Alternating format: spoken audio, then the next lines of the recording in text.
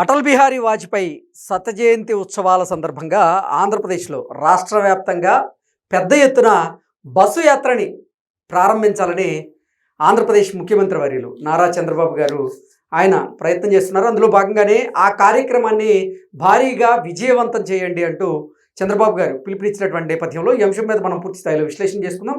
ప్రస్తుతం మనతో పాటున్నారు ప్రముఖ రాజకీయ విశ్లేషకులు, ప్రముఖ సీనియర్ జర్నలిస్ట్ సిఎస్ రావు గారు. వారితో మాట్లాడు. సార్ నమస్తే. సార్ నమస్తే. అటల్ బిహారీ వాజ్పేయి గారి శత జయంతి ఉత్సవాల్లో భాగంగా రాష్ట్ర వ్యాప్తంగా భారీ ఎత్తున బస్సు యాత్ర ప్రారంభించాలని చంద్రబాబు గారు ప్రయత్నం చేస్తున్నారు. అందులో భాగంగానే ఆ కార్యక్రమాన్ని జయప్రదం చేయాల్సిందిగా ఆయన పిలుపునిచ్చారు. ఏంటి సార్, ఏం జరగబోతుంది? యాక్చువల్గా రియల్గా ఎన్డీఏ గవర్నమెంట్ అనేది నిరూపణ అవుతుంది ఈ కార్యక్రమంతో. ఎందుకంటే జనరల్గా బీజేపీ కార్యక్రమం అనుకుంటారు. అటల్ బిహారీ వాజ్పేయి శత జయంతి ఉత్సవాలు అంటే అదేదో బీజేపీ కార్యక్రమం అనుకుంటారు. కానీ చంద్రబాబు నాయుడు గారికి పార్టీలకు అతీతంగా కొంతమంది లీడర్లు అంటే ఇష్టం.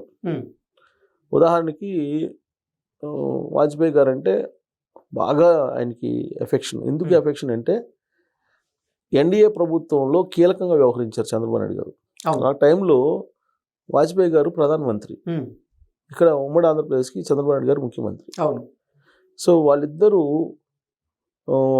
అటు దేశానికి కానీ ఇటు రాష్ట్రానికి కానీ పనికొచ్చేలా చాలా విధానపరమైన నిర్ణయాలు తీసుకున్నారు. స్వర్ణ చతుర్భుజి పేరుతోటి ఇప్పుడు ఇవాళ మనం నేషనల్ హైవేలు చూస్తున్నాం కదా, ఈ నేషనల్ హైవేలన్నిటికీ వాళ్ళిద్దరూ చేసినటువంటి డిజైన్ అది స్వర్ణ చతుర్భుజి. ఆ తర్వాత అన్ని డెవలప్ అవుతూ వచ్చింది నేషనల్. అసలు ఇది నేషనల్ హైవేస్ విస్తరణ ఇవన్నీ కూడా వాజ్పేయి గారు తీసుకున్నటువంటి నిర్ణయం. అది చంద్రబాబు నాయుడు గారు వీళ్ళిద్దరు మాట్లాడుకొని. అలాగే ఇప్పుడు ఆ రోజున చంద్రబాబు నాయుడు గారి మద్దతుతోటే ఆడ ప్రభుత్వం నిలబడింది, లేదంటే నిలబడదు. పోఖ్రాన్ పరీక్షలు చేశారు 1998. అప్పుడు అణు పరీక్షలు చేసి భారత సత్తా ఏందనేది తెలియజేశారు మొట్టమొదటిసారిగా. ఇవి తర్వాత కార్గిల్ యుద్ధంలో గెలిచింది భారతదేశం. సో ఇవన్నీ చెప్పుకుంటూ పోతే ఆయన విజయాలు చాలా ఉన్నాయి వాజ్పేయి గారి. Plus friendly nature. అందుకే చంద్రబాబు నాయుడు గారికి పార్టీలకు అతీతంగా, రాజకీయాలకు అతీతంగా ఇష్టమైనటువంటి లీడర్లు ఎవరైనా ఉన్నారంటే వాజ్పేయి గారు ఉంటారు. అంటే వాజ్పేయి గారి వ్యక్తిత్వాన్ని కానీ లీడర్షిప్ క్వాలిటీస్ని. ఆయన తర్వాత నాకు తెలిసినంత వరకు పివి నరసింహరావు గారిని ఇష్టపడతారు చంద్రబాబు నాయుడు గారు. ఎందుకంటే ఆర్థిక సంస్కరణలో తీసుకొచ్చారని చెప్పి ఆయన అంటే ఇష్టం. ఆర్థిక సంస్కరణలో పివి నరసింహరావు గారు తీసుకొచ్చిన కారణంగానే ఇవాళ వరల్డ్ మొత్తం మీద భారతదేశం నిలబడగలుగుతుంది. ఆర్థిక సంస్కరణలు తీసుకురావడానికి ముందుగా భారతదేశం యొక్క ఆర్థిక పరిస్థితి బాగలేక బంగారాన్ని కుదువు పెట్టే పరిస్థితి కూడా వచ్చింది అప్పట్లో.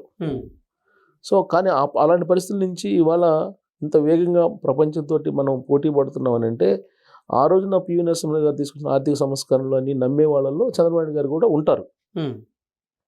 సో కాబట్టి వాజ్పేయి గారు ఒక పార్టీకి సంబంధించినటువంటి లీడర్ కాదు. బీజేపీ అయినా కానీ ఒక పార్టీకి సంబంధించిన లీడర్గా భావించరు. పైగా డబుల్ ఇంజిన్ సర్కార్ ఉంది ఆంధ్రప్రదేశ్లో, అలాగే ఢిల్లీలో ప్రజెంట్ కూటమి నడుస్తుంది.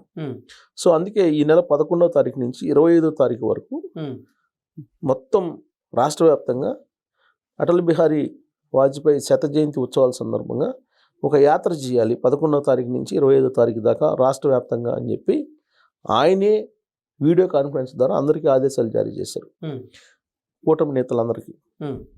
చంద్రబాబు నాయుడు గారు 25వ తారీఖున ముగింపు, ఆ శత జయంతి ఉత్సవాల ముగింపు సందర్భంగా పెద్ద ఎత్తున అమరావతిలో కార్యక్రమాన్ని నిర్వహించడానికి చంద్రబాబు నాయుడు గారు నిర్ణయించారు. 11వ తారీఖున ధర్మవరం నియోజకవర్గంలో ఈ బస్సు యాత్ర ప్రారంభమవుతుంది. అది బీజేపీ అధ్యక్షుడు మాధవ్ వాళ్ళందరూ స్టార్ట్ చేస్తారు. తర్వాత కూటమి నేతలందరూ కూడా ఫాలో అవుతారు. 25వ తారీఖున ఇక్కడ ముగింపు ఉంటుంది. సో చంద్రబాబు నాయుడు గారు దాని పేరు ఏం పెట్టారంటే అటల్ సందేశ్ మోడీ సుపరిపాలన. అటల్ సందేశ్ మోడీ సుపరిపాలన అనేటువంటి ట్యాగ్ పెట్టారు. ఆ ట్యాగ్ తోటి రాష్ట్ర వ్యాప్తంగా బస్సు యాత్ర నిర్వహిస్తారు. మోడీ గారి సుపరిపాలన అని. చంద్రబాబు నాయుడు గారు 2019కు ముందు నరేంద్ర మోడీ గారి పట్ల కొంత విభేదించారు. కానీ ఇప్పుడు ఆయన పరిపాలన పట్ల, ఆయన కమిట్మెంట్ పట్ల ఈయన చంద్రబాబు నాయుడు గారు కూడా అటల్ బిహారీ వాజ్పేయి గారికి ఎంత విలువ ఇస్తున్నారో మోడీ గారికి కూడా అంతే ఇస్తున్నారు. అందుకే అటల్ సందేశ్ మోడీ సుపరిపాలన అని పేరు పెట్టారు. కూటమి ప్రభుత్వం తరపు నుంచి ఈ ప్రచారాన్ని ఆయన మొత్తం రాష్ట్ర ప్రజలందరికీ తెలియజేయబోతున్నారు అటల్ బిహారీ వాజ్పేయి గారిది. ఎందుకంటే 18 ఏళ్లలోనే ఆయన క్విట్ ఇండియా ఉద్యమంలో పాల్గొన్నారు వాజ్పేయి గారు. తర్వాత లోక్సభకి 9 సార్లు ఎన్నికయ్యారు. ఆ తర్వాత 2 సార్లు రాజ్యసభ. సో ఇంత లాంగ్ హిస్టరీ ఉంది. సో కాబట్టి ఆయన్ని రాజకీయ ప్రస్థానాన్ని కనుక తీసుకుంటే ఎక్కడ కూడా ఆయన మీద ఆరోపణలు కానీ ఏమీ లేవు. ఒక గొప్ప నాయకుడు, ఆదర్శనీయమైనటువంటి నాయకుడు, స్ఫూర్తిదాయకమైనటువంటి నాయకుడు.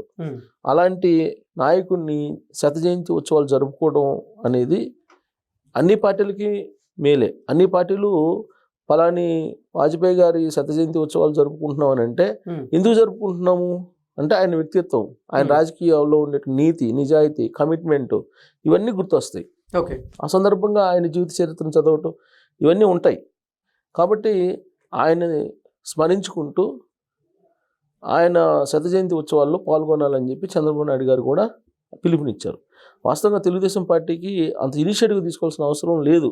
కానీ ప్రత్యేకమైనటువంటి అభిమానం, ప్రత్యేకమైనటువంటి గౌరవం వాజ్పేయి గారి మీద ఉంది చంద్రబాబు నాయుడు గారికి. అందుకే దీన్ని ఇనిషియేటివ్గా తీసుకుంటున్నారు. ఇనిషియేటివ్ తీసుకుని పెద్ద భారీ బహిరంగ కూడా ఏర్పాటు చేసి అటల్ బిహారీ వాజ్పేయి గారిని ఆయన చేసినటువంటి సేవల్ని ఒకసారి జ్ఞప్తికి తెచ్చుకునే ప్రయత్నం చేస్తున్నారు. సార్ రాజకీయ కోణం నుంచి చూస్తే ఇది బీజేపీకి ఒక రకంగా చెప్పాలంటే అడ్వాంటేజ్ ఈ ప్రోగ్రామ్. ఇది రాజకీయంగా చూస్తే ఆంధ్రప్రదేశ్లో బీజేపీకి ఉండే బలం ఎంత అనేది అందరికీ తెలుసు.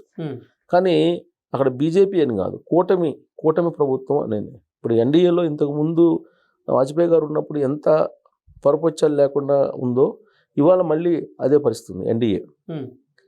అప్పుడులో చంద్రబాబు నాయుడు గారు కన్వీనర్గా వ్యవహరించారు ఎన్డీఏకి. నితీష్ కుమార్ గారు కొన్ని రోజులు వ్యవహరించారు. ఇప్పుడు ఎన్డీఏలో భాగస్వామిగా ఉన్నారు, కీలక భాగస్వామిగా చంద్రబాబు నాయుడు గారు. సో కాబట్టి ఎన్డీఏలో గతంలో ఏ విధంగా అయితే పొరపొచ్చాలు లేకుండా పార్టీలు ఉన్నాయో ఇప్పుడు కూడా అలానే ఉన్నాయి. సో కాబట్టి కార్యక్రమం అనేది ఎన్డీఏ తరఫు నుంచి చేయడానికి చంద్రబాబు నాయుడు గారు ఇనిషియేటివ్ తీసుకున్నారు. పైగా ఆయన స్ఫూర్తిదాయకం వాజ్పేయి గారు. బహుశా అందుకే ఇనిషియేటివ్ తీసుకుని 11వ తారీఖు నుంచి 25వ తారీఖు వరకు కూటమి నేతలు అందరూ ఈ 100వ జయంతి ఉత్సవాల్లో పాల్గొనండి అని చెప్పి చంద్రబాబు నాయుడు గారే పిలుపునిచ్చారు. Okay sir, thank you so much. Thank you.